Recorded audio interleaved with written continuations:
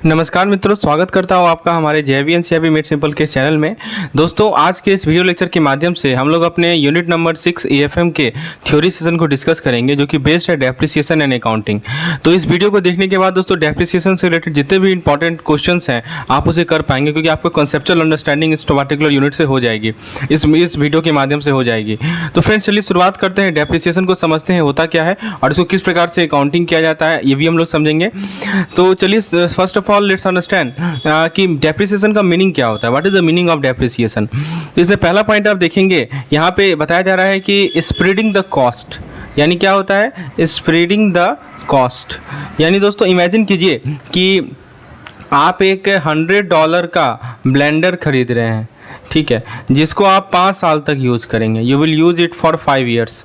तो डेप्रिसिएशन क्या करता है कि आप इस $100 को ना स्प्लिट कर सकते हैं। You can split this $100 across this 5 years. इन 5 सालों में आप इस $100 को स्प्लिट कर सकते हैं, जो कि इस फैक्ट को रिफ्लेक्ट करेगा कि आप सारा का सारा ब्लेंडर को एक साथ ही एक जगह पे यूज नहीं कर रहे हैं। तो वही कह रहा है, it is a method of allocating the cost of long live asset to the profit and loss account over it useful economic life. मतलब जो भी लॉन्ग लिव एसेट है, जैसे यहाँ पे मैंने ब्लेंडर का एग्जांपल लिया, ठीक है, इसका जो कॉस्ट था, कितना कॉस्ट था इसका, $500 रुपये का कॉस्ट था। तो हमने क्या किया, इसे एलोकेट किया, इस $100 को हमने एलोकेट किया, ठीक है, कि कितने कहाँ एलोकेट किया, प्रॉफिट एंड लॉस अकाउंट में एलोकेट किया, ठीक है, over it useful economic life. कितना यूजफुल इकोनॉमिक लाइफ है, 5 साल। तो 5 साल के जो प्रॉफिट एंड लॉस अकाउंट है उसमें हमने इसे एलोकेट किया। तो एक और चीज़ मैं आपको बता देना चाहता हूँ कि हम लोग जो पिछले लेक्चर में पढ़े थे कि डेप्रिसिएशन क्या है। तो डेप्रिसिएशन एक नॉन कैश एक्सपेंस है कि नहीं। और चूंकि ये एक्सपेंस है तो एक तरह का नॉमिनल अकाउंट होगा, याद होगा आपको, नॉमिनल अकाउंट होगा। और मैंने आपको बताया था कि नॉमिनल अकाउंट का क्या नियम है कि जब भी हम फाइनल अकाउंट बनाते हैं ना, तो नॉमिनल अकाउंट को कहाँ पे डालते हैं, याद होगा आपको, नॉमिनल अकाउंट को हमेशा profit and loss trading account में डालते हैं। याद कीजिए दोस्तों, लास्ट लेक्चर में मैंने आपको समझाया था कि जो हमारा रियल और पर्सनल अकाउंट होता है वो तो बैलेंस शीट में जाता है, लेकिन यदि नॉमिनल अकाउंट रहता है तो उसको क्लोजिंग करते समय हम profit and loss trading account में डालते हैं। इसलिए आप यहाँ पे वर्ड देख रहे हैं प्रॉफिट एंड लॉस अकाउंट। समझे, हम एलोकेट कहाँ कर रहे हैं डेप्रिसिएशन को, प्रॉफिट एंड लॉस अकाउंट में एलोकेट कर रहे हैं, क्योंकि डेप्रिसिएशन एक तरह का नॉन कैश एक्सपेंस है, जो कि एक तरह का हमारा नॉमिनल अकाउंट है। तो दोस्तों आप देख सकते हैं दोस्तों, पिछला चीज कितना इंपॉर्टेंट रोल प्ले करता है। यदि आप ये समझेंगे कि नॉमिनल अकाउंट होता क्या है, फिर आप ये नहीं समझेंगे कि नॉमिनल अकाउंट को कहाँ पे फाइनल अकाउंट बनाते समय कहाँ ट्रांसफर करते हैं, तो आपको ये समझ में ही नहीं आएगा कि ये प्रॉफिट लॉस अकाउंट का क्या यहाँ पे तात्पर्य है। तो इसीलिए मैं कहता हूँ कि पहले बैक पिक्चर क्लियर कीजिए, तो आगे का पिक्चर आपको आसानी से क्लियर हो जाएगा। चलिए, उसके बाद दोस्तों नेक्स्ट पॉइंट है हमारा, ये हमारे institute of chartered accountant of England and Wales ने कहा है कि it represent the unrecoverable part of asset. यानी इसको ऐसे समझिए कि फॉरगॉटन वैल्यू। क्या मतलब हुआ, फॉरगॉटन वैल्यू। तो जैसे मान लीजिए कि जो आपने ब्लेंडर खरीदा वो टूट गया, ब्लेंडर ब्रेक हो गया, तो अब उसका वर्थ क्या $100 रहेगा, बिल्कुल नहीं रहेगा, राइट। तो डेप्रिसिएशन के द्वारा आप ये जो लॉस्ट वैल्यू हुआ है ना, ये लॉस्ट वैल्यू, इसे आप अकाउंट कर सकते हैं, ठीक है। तो जो भी आपका वैल्यू लॉस्ट हुआ, आपका जो ब्लेंडर था वो टूट गया, तो उसका वैल्यू लॉस्ट हो गया। तो डेप्रिसिएशन आपको हेल्प करता है कि ये जो लॉस्ट वैल्यू है उसको आप अकाउंट कर सकते हैं, ठीक है। वही कह रहा है, it represent the unrecoverable part of the asset cost which is no longer in use. आपका ब्लेंडर टूट गया, कोई काम का नहीं बचा, तो जो वैल्यू लॉस्ट हो गया उसको आप अकाउंट कर सकते हैं, किसके माध्यम से, डेप्रिसिएशन के माध्यम से। इट मतलब डेप्रिसिएशन के माध्यम से, ठीक है। तो ये पॉइंट ध्यान रखना है। चलिए, तीसरा पॉइंट क्या ध्यान रखना है वो समझिए।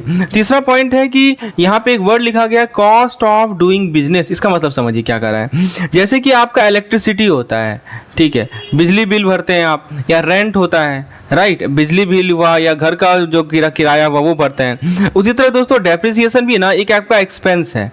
Similarly depreciation is an expense. Depreciation क्या है दोस्तों, एक खर्चा है, ठीक है। तो आप जैसे ब्लेंडर को यूज कर रहे हैं अपने बिजनेस में, you are using blender in your business, तो उसी प्रकार का डेप्रिसिएशन भी क्या है, एक तरह का आपका एक्सपेंस है, ठीक है। ये तब होता है जब आप चाहे आप प्रॉफिट करें या ना करें, ये होगा ही होगा, डेप्रिसिएशन होना है।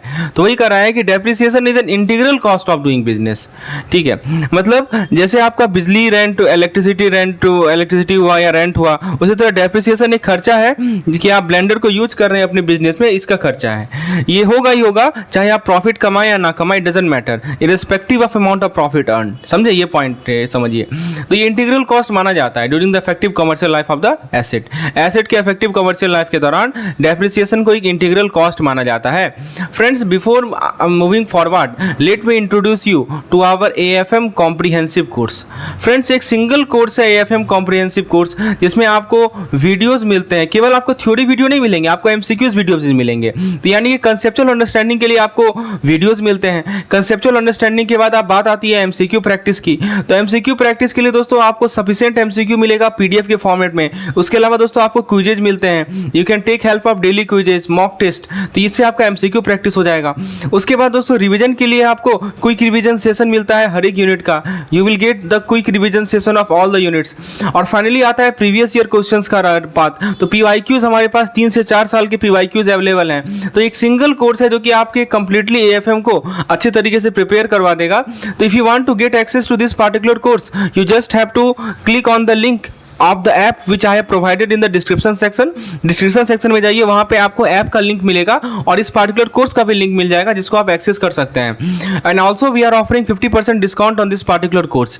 चलिए दोस्तों आगे बढ़ते हैं, हम लोग डेप्रिसिएशन की डेप्रिसिएशन कंटिन्यू करते हैं। दूसरा पॉइंट आप देखेंगे डेप्रिसिएशन के बारे में कि ये वैल्यू श्रिंकेज, यहाँ लिखा है reduction in the value of asset, इसको आप कह सकते हैं वैल्यू श्रिंकेज। अब इसका क्या मतलब हुआ, what is the meaning of this value shrinkage? तो डेप्रिसिएशन को समझिए कि एक तरह का ब्लेंडर है जो कि अपना वैल्यू, इसका वैल्यू घटते जा रहा है। इसका वैल्यू क्या होता जा रहा है, डिक्रीज होते जा रहा है, डिक्रीज वैल्यू, राइट। जैसे आप आइस क्यूब को मेल्ट करते हैं ना, आइस क्यूब होता है, आप उसे मेल्ट करते हैं, तो वैसे ब्लेंडर का भी वैल्यू घटते जा रहा है। हर एक साल इसका जो वर्थ होगा ना वो कम हो जाएगा, क्योंकि वियर हुआ या टीयर हुआ, ये एडअप होगा, समझे। तो वियर टीयर एडअप होने से क्या होगा कि इसका जो ब्लेंडर का वैल्यू है वो क्या होता जाएगा, घटते जाएगा हर एक साल। तो यही इसे कहते हैं हम लोग वैल्यू श्रिंकेज। ये समझ में आया आपको, reduction in the value of asset, ठीक है। तो इसे कहते हैं हम लोग वैल्यू श्रिंकेज। अब सवाल ये उठता है कि why this matter, why this matter. तो दोस्तों डेप्रिसिएशन जो है ना टैक्स को इम्पैक्ट करता है। किसको इम्पैक्ट करता है, टैक्सेस को इम्पैक्ट करता है। उसके अलावा दोस्तों डेप्रिसिएशन कंपनी के फाइनेंस को इम्पैक्ट करता है, ठीक है, कंपनी के फाइनेंस को इम्पैक्ट करेगा डेप्रिसिएशन।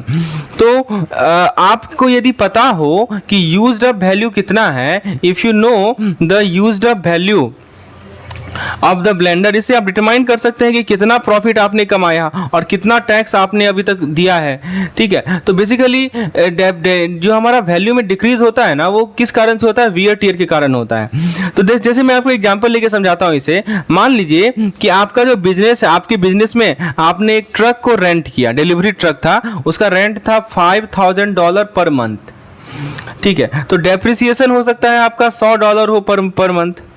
मतलब दोस्तों क्या हुआ, इस ट्रक में डेप्रिसिएशन की बात कर रहे हैं, इसका मतलब ये हुआ कि आपने $100 एक महीना में लूज तो कर लिया ना, जितना महीना आप यूज करेंगे उतना $100 आप लूज करते जाएंगे। तो ये $100 आपके बिजनेस के एक्सपेंस का पार्ट हो गया, जो कि आपके टैक्सेबल इनकम को कम कर रहा है। समझे इस बात को? तो यही चीज बताया जा रहा है यहाँ पे। चलिए अब हम लोग आगे बढ़ते हैं, आप जरा देखते हैं कि डेप्रिसिएशन का क्या क्या काउजेज हैं, ठीक है। तो first cause is regarding wear and tear, worn out. जैसे आपका जो पुराना जूता होता है वो ग्रिप लूज करता है ना, ओल्ड स्नीकर लूजिंग ग्रिप, उसी तरह दोस्तों एसिड भी क्या होता है कि यूज करने से वियर आउट होता है। जैसे मान लीजिए कि कोई टूल है, उसमें जंग लग गया, रस्ट हो रहा है। उसके अलावा मान लीजिए कि कंप्यूटर है, कंप्यूटर जो है स्लो हो गया, ठीक है। उसके बाद मान लीजिए कि सोफा है, तो सोफा जो है नीचे धंसते जा रहा है। तो ये सभी से हमारे एसेट्स हैं, टूल, कंप्यूटर, सोफा। तो ये सभी क्या हो रहा है, with the time they are getting loose, they are losing your grip, ठीक है, ये वेयर आउट हो रहे हैं। तो डेप्रिसिएशन इसे रिकॉग्नाइज करता है कि इसका वैल्यू धीरे धीरे घटेगा, ठीक है, कि यूज होने से इसका एसेट का वैल्यू क्या होगा, घटेगा। ये डेप्रिसिएशन रिकॉग्नाइज करता है इस चीज को, ठीक है। दूसरी बात क्या है, दूसरा कारण है डेप्रिसिएशन का एफ्लक्स ऑफ टाइम, यानी दोस्तों इसका मतलब ये हुआ एजेड होना, ठीक है, या फेडेड होना।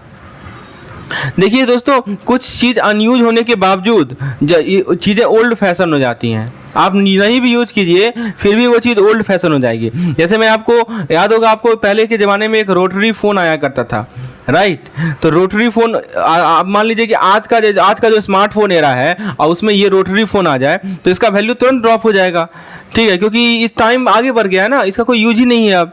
तो ये जो एजिंग है ना, एजिंग भी कंट्रीब्यूट करता है। जैसे देखिए यहाँ लिखा है कार परचेज इन 1972 में have little of no value in 2022। तो ये एजिंग भी बहुत इंपॉर्टेंट रोल प्ले करता है कि जो ओल्ड चीजें ओल्ड फैशन हो गई, अब उसको कोई यूज भी नहीं करेगा, और ऑल्दो ये नया बिल्कुल हो, समझे। तो एक ये भी कारण है डेप्रिसिएशन का। तीसरा कारण है ऑब्सोलेसेंस। मतलब क्या होता है कि आउटडेटेड होना, ठीक है, आउटडेटेड होना, रिप्लेस होना। अब जो नया टेक्नोलॉजी है वो पुराने चीज़ों को, पुराने टेक्नोलॉजी को ऑब्सोलेट बना दिया है। जैसे आपने एग्जांपल के तौर पर आप कैसेट प्लेयर का एग्जांपल ले लीजिए, ठीक है, कैसेट प्लेयर। तो अब कैसेट प्लेयर हुआ करता था पहले, तो दोस्तों अब क्या हुआ कि अब बेटर रिप्लेसमेंट आ गया है इसका।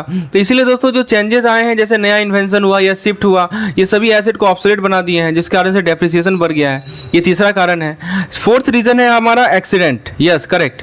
कभी कभी क्या होता है, कार क्रैश कर गया, राइट, कार क्रैश हो गया। उसके अलावा दोस्तों फ्लडेड बेसमेंट, आपका जो बेसमेंट है उसमें पानी भर गया, फ्लड हो गया, ठीक है। तो एक्सीडेंट जो है एसेट को डैमेज करता है, जिस कारण से इसका वैल्यू कम होता है, और डेप्रिसिएशन इन सभी अनफॉर्चुनेट डिक्लाइन के लिए भी रिस्पॉन्सिबल है। और लास्ट पॉइंट है हमारा मार्केट रोलर कोस्टर। अब देखिए इसका मतलब क्या होता है, फ्लक्चुएशन की बात की जा रही है। जैसे स्टॉक होता है ना दोस्तों, स्टॉक के तरह दोस्तों क्या होता है कि कुछ एसेट का वैल्यू फ्लक्चुएट होता है। लाइक स्टॉक सम एसेट वैल्यू फ्लक्चुएट।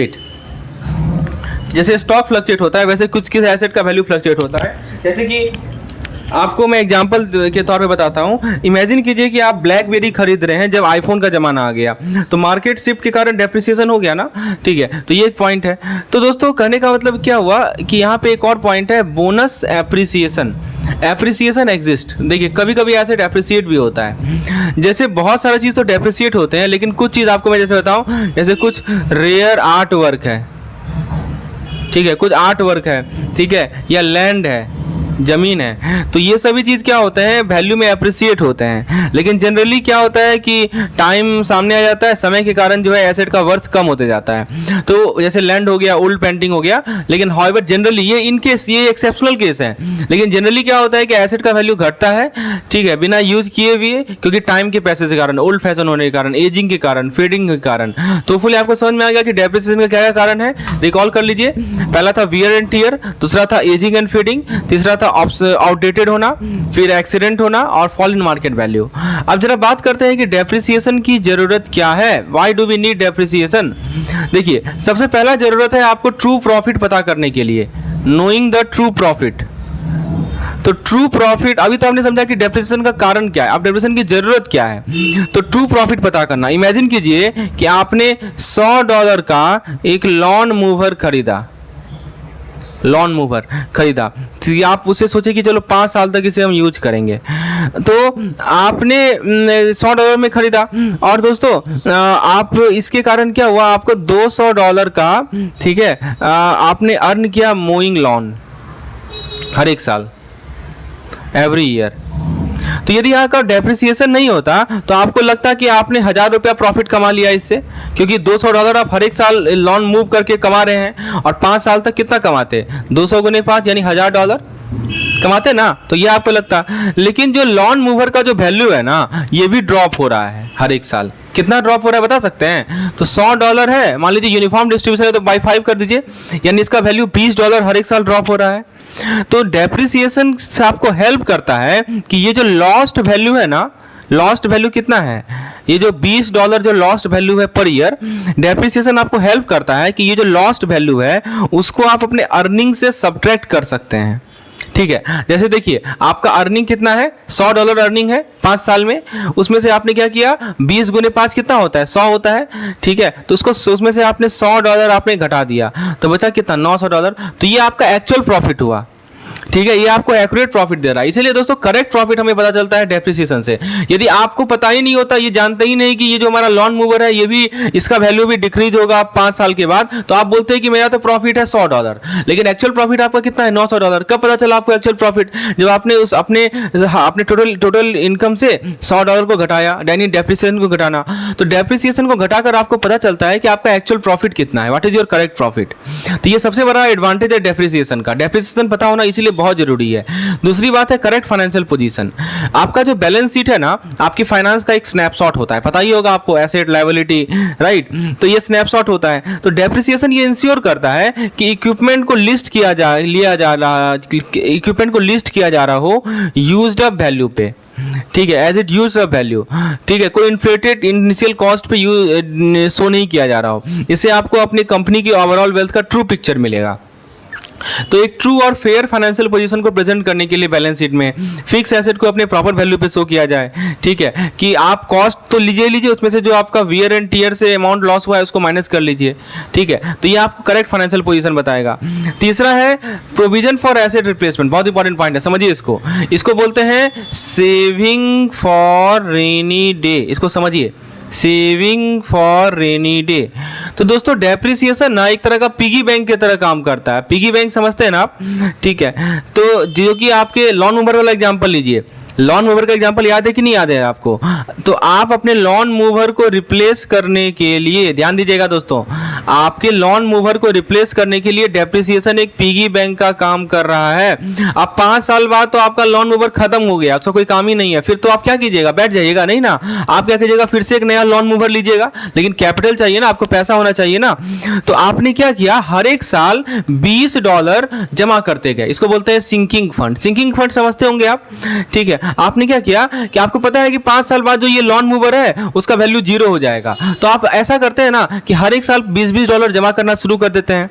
तो 5 साल के बाद कितना हो जाएगा, $100 हो जाएगा। इससे आप एक नया लॉन मूवर खरीद सकेंगे। तो यही चीज होता है, डेप्रिसिएशन एक पिगी बैंक की तरह काम करता है आपके लॉन मूवर के लिए। तो आपके पास हर एक साल यदि $20 आप जमा करेंगे तो आपके पास इनफ सेव अप हो जाएगा कि एक नया खरीद सके जब ओल्ड खत्म हो जाए। तो इससे क्या होता है कि आपको बाद में फंड के बारे में नहीं सोचना पड़ेगा, ठीक है, और आपका बिजनेस स्मूथली चलता रहेगा।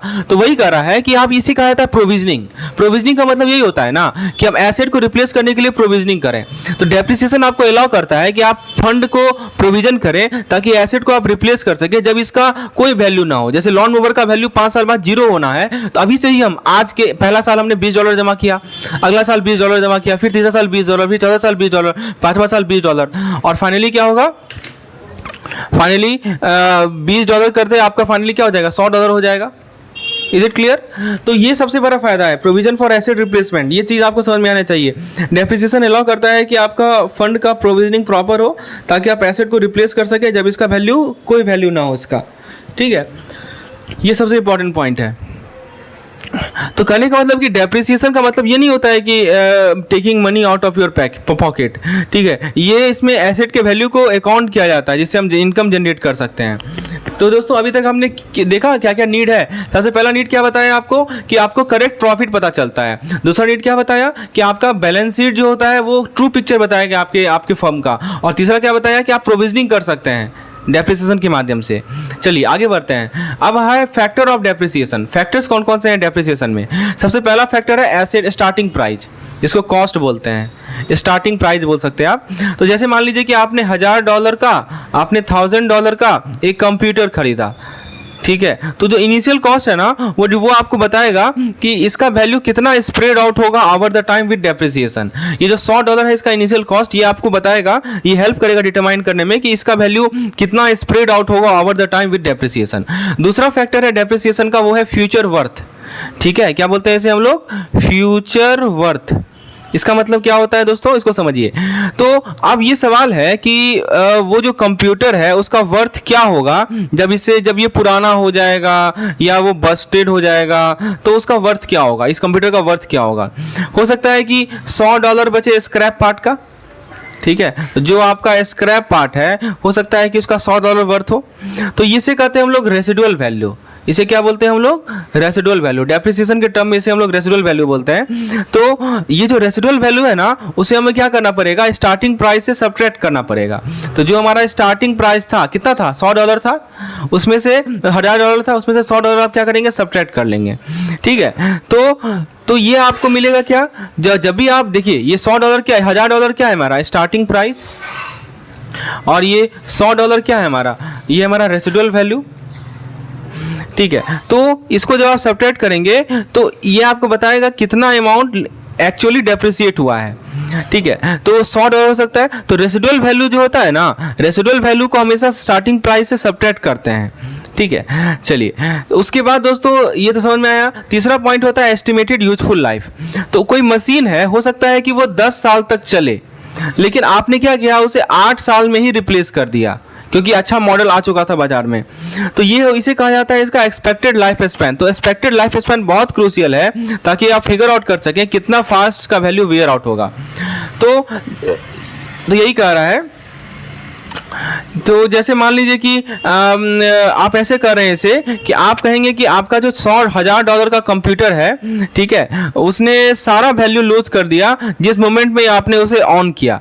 तो डेप्रिसिएशन ग्रेजुअली क्या करता है, उस लॉस को स्प्रेड कर देता है इसकी एक्चुअल यूजफुल लाइफ में, जिससे आपको एक्यूरेट पिक्चर मिले। तो 3 चीज याद रखिएगा, एक तो हमारा स्टार्टिंग कॉस्ट, दूसरा है हमारा रेसिडुअल वैल्यू और तीसरा है estimated useful life. These 3 are the main factor which affect the depreciation, very important factor.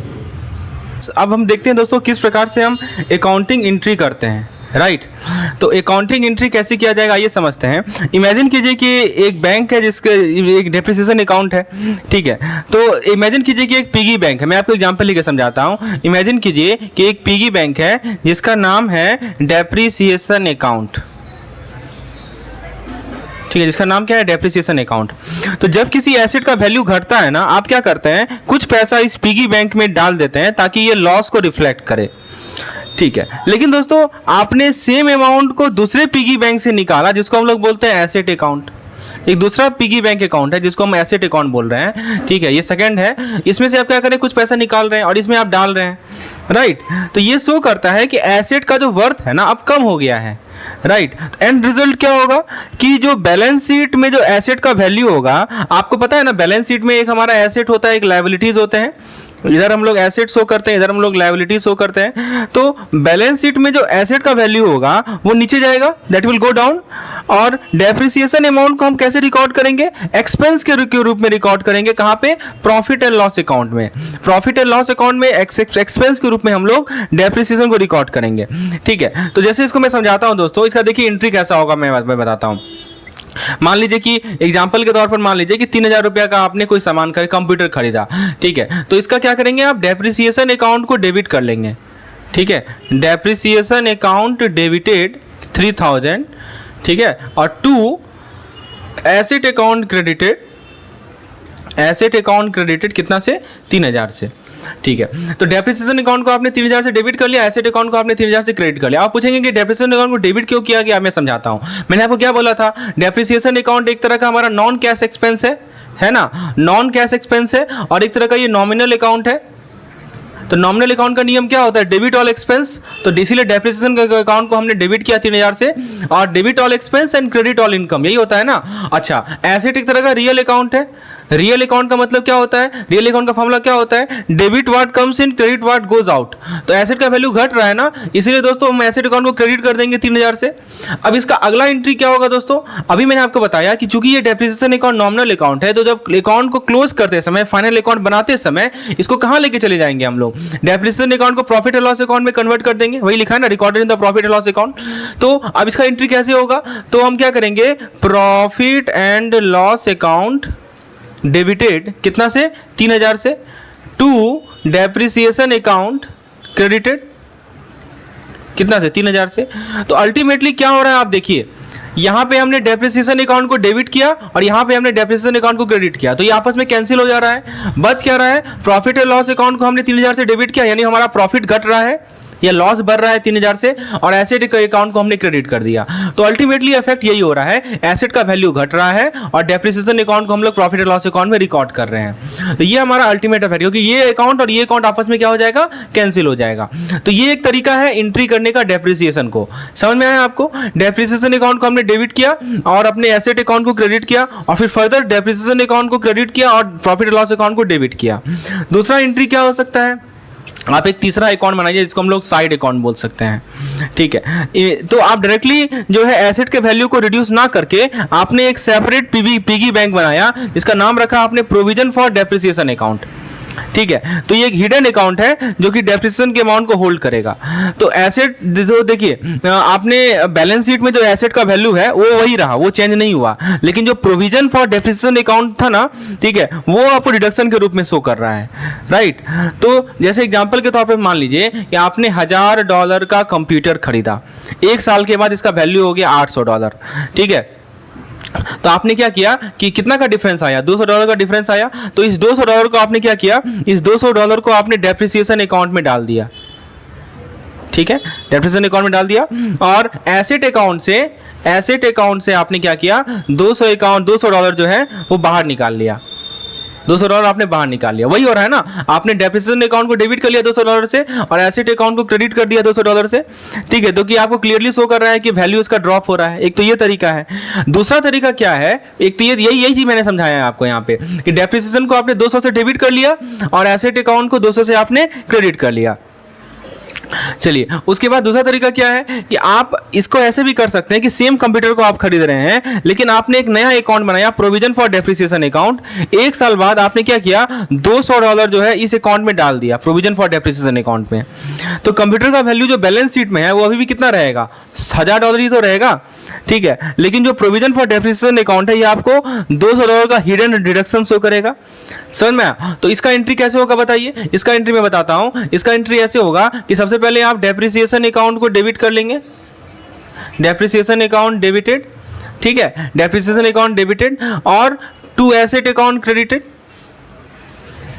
फिर क्या करेंगे आप असली में किसको डेबिट करेंगे, प्रोविजन फॉर डेप्रिसिएशन अकाउंट को डेबिट कर लेंगे और डेप्रिसिएशन अकाउंट को क्या कर लेंगे, क्रेडिट कर लेंगे। तो अल्टीमेटली यही होगा कि जो provision for depreciation account debit हो रहा है और एसेट अकाउंट क्रेडिट हो रहा है। दोस्तों अभी मैंने आपको एग्जांपल बताया था ना कि जैसे ये हमारा बैलेंस शीट है, ठीक है, आपने क्या किया, एक आपने लायबिलिटी साइड में एक नया अकाउंट खोल दिया, इसका नाम है प्रोविजन फॉर डेप्रिसिएशन अकाउंट। मतलब आप प्रोविजन कर रहे हैं इस डेप्रिसिएशन का। मैंने आपको एग्जांपल बताया था ना कि आप $20 जमा कर रहे हैं हर एक साल, ताकि 5 साल बाद जो आपका लॉन मूवर रहे उसका एक्चुअल वैल्यू मिल जाए आपको। यही होता है हमारा प्रोविजन फॉर डेप्रिसिएशन अकाउंट, समझे। तो यही एंट्री है। तो जो भी डेप्रिसिएशन है प्रॉफिट एंड लॉस अकाउंट में उसे रिकॉर्ड करेंगे, एसेट का वैल्यू कांस्टेंट रहेगा और ये जो प्रोविजन फॉर डेप्रिसिएशन अकाउंट है कहां पे अपीयर होगा, बैलेंस शीट में अपीयर होगा, ठीक है। चलिए, तो ये चीज आपको ध्यान रखना है। और अब हम लोग बात करते हैं डेप्रिसिएशन के मेथड्स को।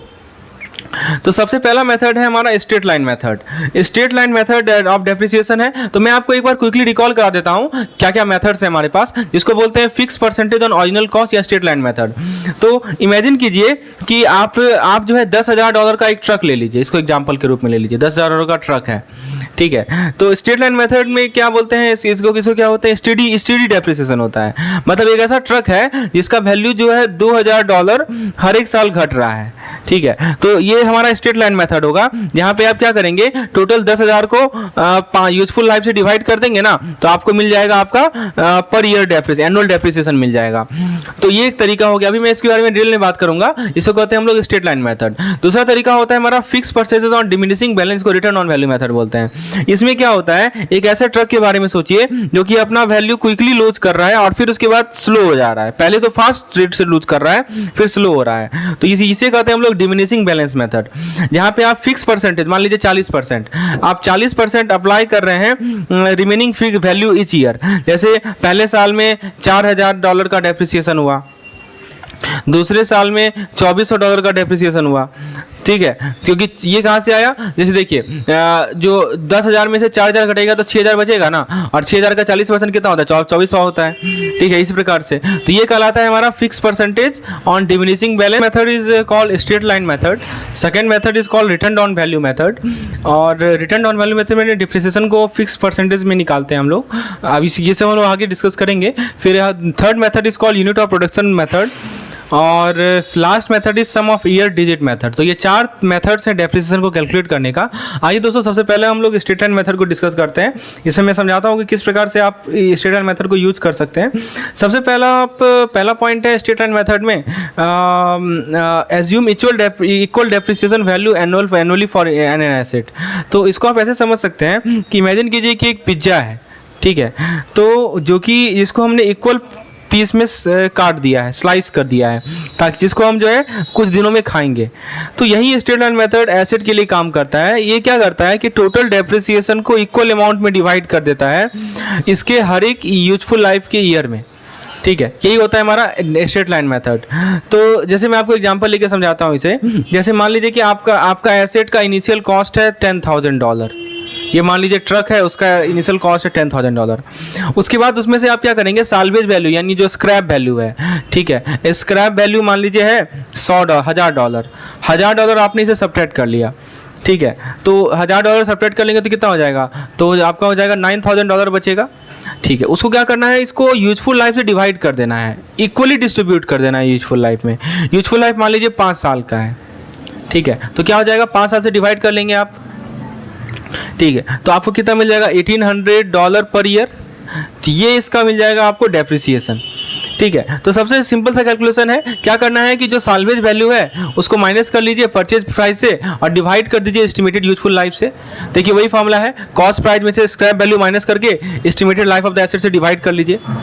तो यहाँ पे एक वर्ड लिखा गया एवन स्प्रेड। ये जो हमारा $1,800 है ना, जो चार्ज किया जा रहा है आपके प्रॉफिट एंड लॉस अकाउंट से हर एक साल, ये क्या करता है कि कॉस्ट, जो एसेट का कॉस्ट है उसको स्प्रेड आउट कर देता है। तो वही कह रहा है कि Avonlea spread total depreciation cost over the asset useful life. फिर नेक्स्ट पॉइंट क्या है, टाइम एडजस्टमेंट। यहाँ पे एक पॉइंट है टाइम एडजस्टमेंट। इसका क्या मतलब होता है कि यदि आप एक एसेट को यूज करेंगे इस साल के एक हिस्से के लिए, जैसे मान लीजिए कि आप ट्रक को खरीद लिए हाफ वे, तो आप डेप्रिसिएशन कैलकुलेट करेंगे उस पार्सल पीरियड के लिए। जैसे मान लीजिए कि आपने एक पिज्जा का एक हिस्सा ही खाया, ठीक है, क्योंकि आप उतने भूखे थे नहीं, तो वही होता है कि suitable for asset expected to provide consistent performance over extended period. तो ये जो मेथड है ना, ये सुटेबल कौन से एसेट के लिए है, तो ये वैसे एसेट के लिए सुटेबल है जो कि कंसिस्टेंट परफॉर्मेंस करेगा ओवर द एक्सटेंडेड पीरियड, ठीक है। तो ये पॉइंट है। तो ये इसका आप देख सकते हैं डेप्रिसिएशन का कैलकुलेशन का फॉर्मूला दे सकते हैं, cost price minus scrap value upon estimated life of the asset. और ये जो है चार्ज किया जाएगा प्रॉफिट एंड लॉस अकाउंट से, ये एवनली डिस्ट्रीब्यूट रहेगा थ्रू आउट द पीरियड। तो दोस्तों जब आप स्पेसिफिक ईयर के लिए डेप्रिसिएशन को कैलकुलेट करते हैं, account for the asset period of use during that year. अब मैं आपको समझाता हूं कि यहाँ पे देखिए एग्जांपल के तौर पर, जैसे मान लीजिए कि एसेट को आपने 1 जनवरी को खरीदा और बुक 31 मार्च को क्लोज हो रहा है, तो only 3 month depreciation is considered in the first year with the remaining 9 month spread over the subsequent year. ये समझिए, बहुत इंपॉर्टेंट पॉइंट है। इसको मैं समझाता हूँ दोस्तों, ये इंपॉर्टेंट पॉइंट है कि इसका क्या मतलब हुआ कि while calculating depreciation for a specific year account for the asset period of use during that year, ठीक है। तो इसका क्या मतलब हुआ, जैसे मान लीजिए कि आपने एसेट खरीदा, ठीक है, एसेट ओपनिंग एसेट खरीदा था, यहाँ पे आपने एसेट खरीदा था 1 जनवरी को। 1 जनवरी को आपने एसेट खरीदा, लेकिन आप उसे यूज करना स्टार्ट किए कब पता है, 31 दिसंबर को, ठीक है। और 31 दिसंबर से लेकर 31 मार्च तक आप उसे यूज किए, तो यानी 3 महीना आप यूज किए, 3 मंथ आपने यूज किया, ठीक है, जनवरी फरवरी मार्च।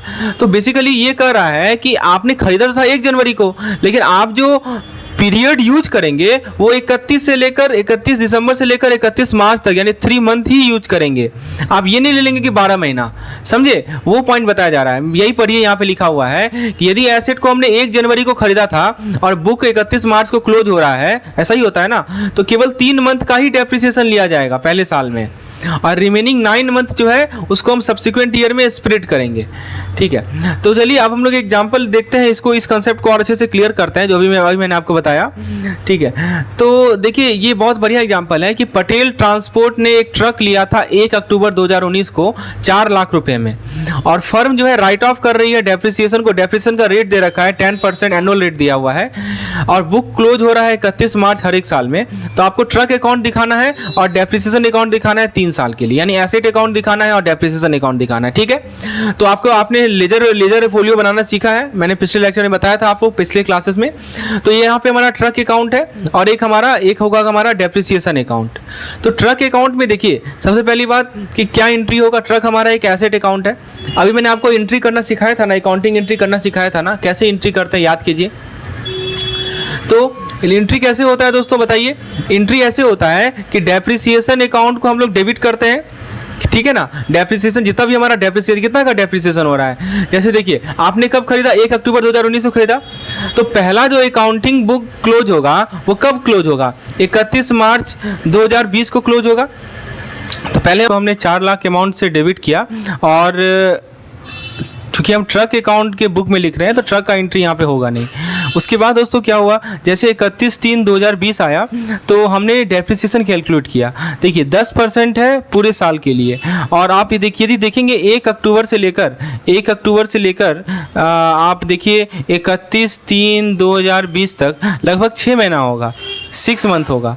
तो आप 6 मंथ का डेप्रिसिएशन निकाल सकते हैं ना, क्योंकि हम स्ट्रेट लाइन मेथड को यूज कर रहे हैं। तो देखिए 4 लाख था इनिशियल अमाउंट, इसका 10% कितना होता है, इसका 10% होता है 40,000।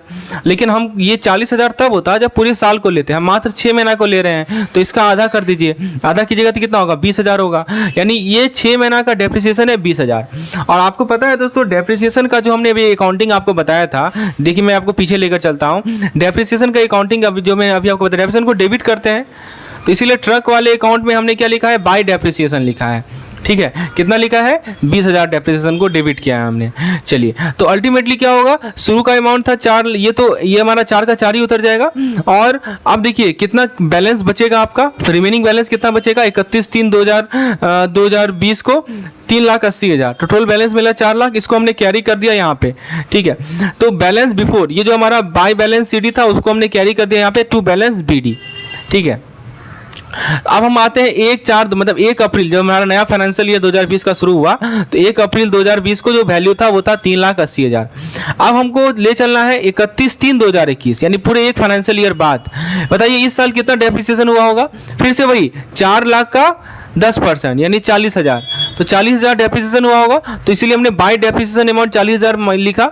ठीक है, और इसमें से माइनस किया हमने, 3,80,000 में 40,000 माइनस किया तो हमें कितना मिला, 3,40,000 मिला। ठीक है, तो वही उसी 3,40,000 को हमने क्या किया, यहाँ पे लिख दिया टू बैलेंस बीडी 3,40,000। फिर हमने 40,000 का डेप्रिसिएशन किया, और 3,40,000 में से 40,000 आप घटाएंगे तो कितना मिलेगा, 3 लाख मिलेगा। ठीक है, तो ये हमें मिल गया 3 लाख, तो ये हमें मिलेगा 31/3/2022। आपसे क्या पूछा गया था कि फॉर 3 ईयर्स, 3 साल तक शो करना है, तो ये आपका ट्रक अकाउंट है। अब हम यदि डेप्रिसिएशन अकाउंट की बात करें, तो डेप्रिसिएशन अकाउंट में बताइए क्या हो रहा होगा, डेप्रिसिएशन अकाउंट में एक ट्रक अकाउंट का एंट्री होगा और एक प्रॉफिट एंड लॉस अकाउंट का एंट्री होगा। क्योंकि मैंने अभी आपको बताया था कि जो भी हमारा डेप्रिसिएशन होता है ना, उसको हम लोग अकाउंट क्लोज करते समय कहाँ लेके चले जाते हैं, प्रॉफिट एंड लॉस अकाउंट चले जाते हैं। तो पहले साल का डेप्रिसिएशन कितना है, 20,000 है, दूसरे साल का कितना है, 40,000 का है, तीसरे साल का कितना है, 40,000 का है। तो ये सभी चीज़ क्या होगा, डेप्रिसिएशन अकाउंट के डेबिट साइड में आपका ये क्रेडिट साइड में क्या होगा, by profit and loss account होगा।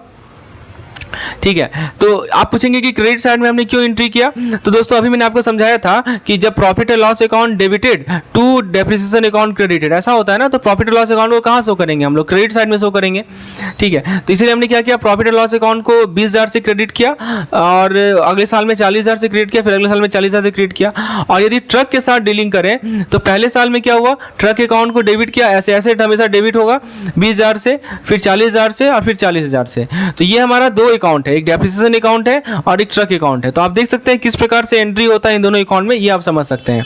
तो फ्रेंड्स ये हमारा पार्ट 1 लेक्चर है डेप्रिसिएशन का, इसमें हमने स्ट्रेट लाइन मेथड देखा, और इसके अलावा दोस्तों मैंने आपको समझाया कि डेप्रिसिएशन होता क्या है, इसके क्या क्या कारण होते हैं, क्या क्या नीड क्या है डेप्रिसिएशन का, कौन कौन से फैक्टर्स होते हैं डेप्रिसिएशन को अफेक्ट करते हैं, अकाउंटिंग एंट्री कैसे होता है डेप्रिसिएशन का, और 4 मेथड्स होते हैं डेप्रिसिएशन कैलकुलेट करने का। इसमें हमने पहला मेथड आज डिस्कस किया है, बाकी 3 मेथड हम लोग अगले वीडियो में डिस्कस करेंगे। धन्यवाद।